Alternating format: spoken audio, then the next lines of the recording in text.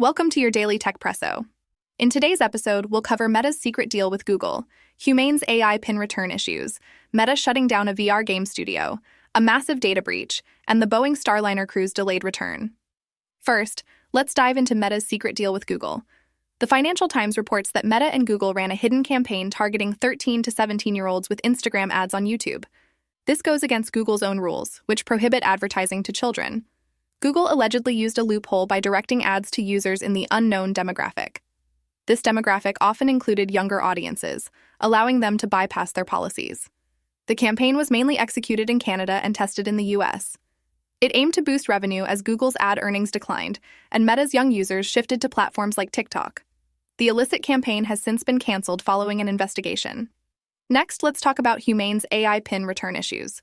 Humane has been facing significant challenges with its AI pin. Between May and August, returns of the AI pin outpaced purchases, leaving current customer holdings near 7,000 units.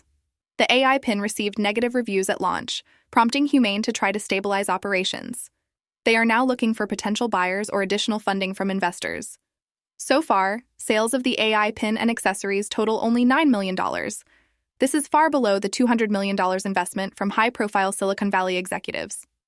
Moving on, Meta has shut down its VR game studio, Ready at Dawn. This studio was known for creating the Echo VR series. The closure is effective immediately and comes nearly 18 months after Meta acquired Ready at Dawn.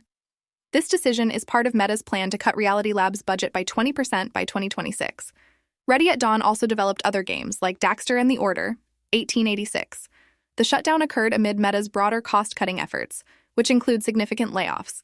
Now let's discuss one of the biggest data breaches ever. Hackers stole the sensitive personal data of 2.9 billion people from National Public Data, a background check company. The exposed data includes full names, past and current addresses, social security numbers, and information about relatives, dating back nearly 30 years.